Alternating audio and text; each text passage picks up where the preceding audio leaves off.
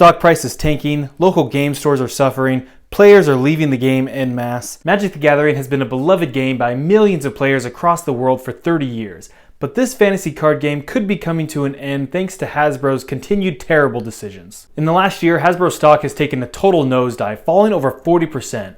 But we're in a recession, all stocks are down, you might say. By comparison, the S&P 500 is down 17%, meaning that Hasbro has performed almost 2.5 times worse than the market benchmark. Is there any hope in this game surviving and being around 5 years from now? I believe there is, if Hasbro can learn from their many mistakes. Perhaps the most obvious of Wizards' many mistakes is printing too many secret layers. In 2022, we had 70 secret layers, and that's when you count both the foil and normal printings as one secret layer rather than two.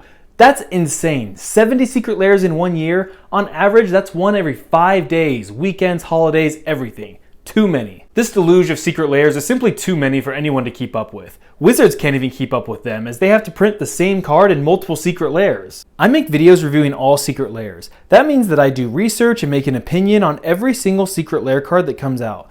Then I go play at my local game store and my opponent plays a secret layer card and I don't even recognize it. This is the same card that I reviewed only months before, but it gets totally lost in my memory because there are simply so many secret layer cards that exist. While players were initially skeptical when secret layers first came out 3 years ago, it's actually a really cool concept that has proven to be successful, but Wizards has managed to take every single thing that's cool about secret layers and throw them in the toilet. Unique art that is interesting and fun? Great. Packing the product full of valuable cards so that people feel confident in their purchases? Makes sense. A short sale window to promote mystique and intrigue and excitement? Smart. Wizards has managed to destroy all that made secret layers great in the first place in 3 short years. Some of these secret layers don't even look like they're supposed to be secret layers. They literally look like cards that got cut from a regular Magic set at the last second, and then Wizards says, wait, hold on, don't let these go to waste. Let's put them in a secret layer and call them special. Even the ones that do look beautiful get lost in the overload of art options for cards. When every player at the table has a different art for the same card, it's really hard to make any one of those feel special. Not all secret layers need to be jam-packed full of value to be worth buying. I don't believe Wizards needs to take $50 worth of cards and sell them for $30 every single time. In fact, certain pieces of art can create their own value even on cards that can be replaced by free options such as basic lands. But when you start taking random cards that see fringe play that are worth a total of $6 and put some weird art on them and sell them for $30, it's quite obvious that most people won't be happy or even care about this product at all. Having short 24 to 48 hour sale windows creates a lot of hype and excitement for new products. Now, you as a consumer might be really bummed if you miss out on one of these sales, but that loss makes you that much more likely to pay attention and not miss out on the next flash sale. But when secret layers are available for a full month on the website, there's simply no urgency to actually make a purchase. And on top of that, knowing that you have to wait several months before you actually get your cards really doesn't make people anxious to pull the trigger and buy the cards. The people in charge of Secret Lair are simply so out of touch with what made them great in the first place. How do you do, fellow kids? What? The problem with having so many secret layers isn't simply whether or not people like them. After all, nobody's forcing us to buy them. But all these different secret layers absolutely destroy profits. If Wizards is Hasbro's golden goose, then Secret Lair is Wizards' diamond duck. The profit margin available for secret layers is totally insane. The product is small, costing little in materials, and Wizards sells direct to consumer, increasing sales price and gross margin. But when you overload the market with too many products that aren't cool or special, you start destroying your own business model. While the variable costs for each product are low, the fixed costs for making each secret layer are significant. You have to commission artists, print test products, setup costs for printing the actual product, shipping logistics for over 100 unique products. All of these not only take money directly, but it also takes a lot of coordination and effort of full-time employees, aka FTE. All of these increased fixed costs across multiple products dilute your profits. The printing and shipping delays and mix-ups takes a toll on your customer service department, who now have more complaints to deal with. Wizards has even had to give away other products such as collector packs because their logistics are so bad.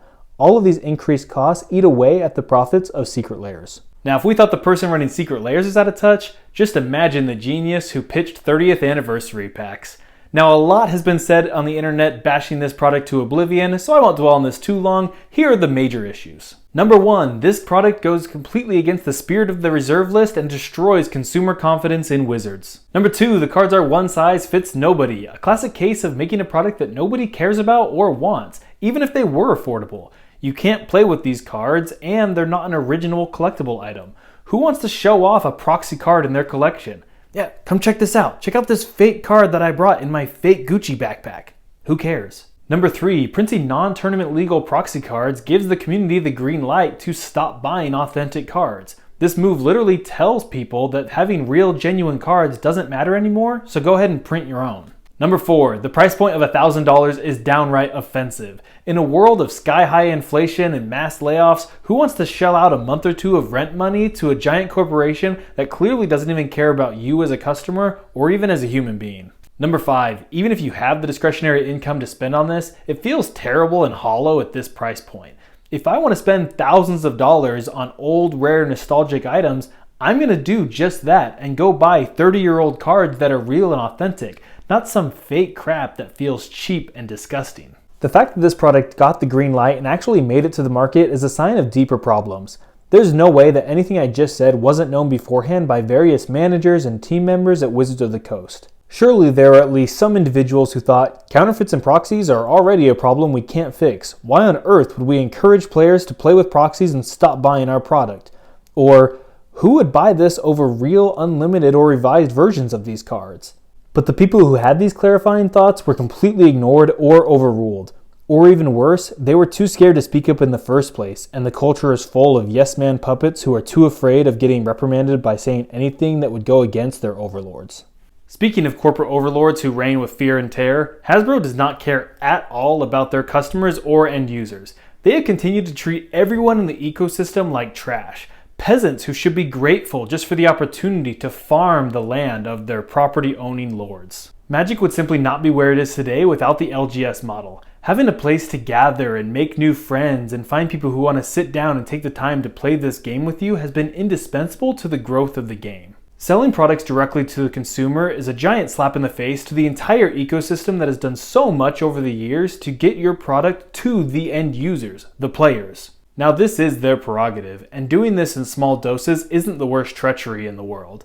But continuously pumping out new products direct to consumer in the form of Secret Lair, and then dumping all your other product lines by the pallet load onto Amazon, undercutting your own retail sellers, that's egregious. But it's not just the distributors and local game stores that Hasbro doesn't care about. It's also you and me.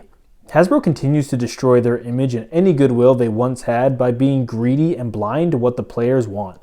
Now, different players want different things, and it's impossible to make everybody happy, but lately it feels that Wizards has gone out of their way to purposely see how many people they can upset or disappoint. It's almost like they get off by seeing how many complaints they can have on the internet while they sit in their ivory towers and laugh. Rather than respecting us as customers and players, they have us by the balls and know that we'll keep coming back no matter what they do. Not out of loyalty to the company, but because of the game at its core is something truly great and special. You may or may not like Jeff Bezos, but back in 1999, he said something that Hasbro desperately needs to remember. It's one of the most profound lessons in customer service that's endlessly quoted by every business school and business leader. I constantly remind our employees to be afraid, to wake up every morning terrified, not of our competition, but of our customers. Our customers have made our business what it is. They are the ones with whom we have a relationship, and they are the ones to whom we owe a great obligation. And we consider them to be loyal to us, right up until the second that someone else offers them a better service. I love the game of Magic and continue to play it and enjoy it, but many players are continuously leaving this game in favor of other games, and it's possible that one day all of us will do that same thing. Another huge mistake that Hasbro has made in recent years is killing the Pro Tour and the entire competitive Magic scene. Now, competitive Magic is coming back, and while it's been no smooth road, I do believe that they're on the right track to making this something special and worthwhile. Hiring Hall of Fame player Huey Jensen as Director of Play Programs is perhaps the best corporate move that Wizards has made in recent years. Obviously, the world shutting down in-person play for 2 years is a big problem, but the Pro Tour was dead long before that. The MPL was an absolute train wreck that made an elite club of pro players surrounded by a giant moat to make sure that nobody else got in. The communication and scheduling of these pro tournaments was an absolute joke, making it very difficult to know what or when was happening, even if you went searching for it. I shouldn't have to try very hard to know when the NBA playoffs are or when the Super Bowl takes place. This led to people not knowing or caring about tournaments, and viewership plummeted. Whether you're a casual or a try-hard player, you benefit from the Pro Tour. If you're a try-hard who would sacrifice your firstborn if it meant you'd qualify for the PT, your benefits are fairly obvious. You get an opportunity to spend your weekdays playtesting in preparation for your weekends grinding tournaments, hoping to string together some wins and qualify for bigger and bigger tournaments, hoping to one day find yourself on the world stage at a PT. Having a goal to aspire towards in tournaments with high stakes matches is a huge motivator for some people who will get obsessed with the game and learning every intricate detail of matchups. Those people spend a lot of money on Magic. If you're a casual who lives in the world of takesies backsies, you benefit as well, though less directly. The Pro Tour is really important for marketing and the growth of the game. The Pro Tour provides a lot of energy and exposure for Magic and is a major factor in growing the overall player base. More people playing Magic means game stores can exist, giving more opportunities to play your LGS. As I said before, I think that Huey and his team are doing a great job bringing back competitive Magic, and I personally see a lot of people excited about being able to play on Saturday tournaments to qualify for bigger and bigger events. The recent announcement of making special editions of cards that you can only get by doing well in competitive tournaments is absolutely genius. This is like giving trophies away to players, but instead of physical trophies that they put on their wall at home, they get to put these trophies in their decks and show them off every time they go to play. I'm hoping they continue to come out with great ideas like this to get people excited to go play competitive Magic again. As mentioned at the start of this video, I do believe that Hasbro can right the ship and resurrect Magic if they're willing to acknowledge their mistakes and make hard choices and sacrifices. This video is part one of a 3-part series that's going to dive deeper into Hasbro's mistakes and propose some real problems. So make sure you subscribe and join the Wolfpack so you can catch the next 2 videos of this series. And until then, here's a happier video that you can watch showing off the world's most expensive burn deck.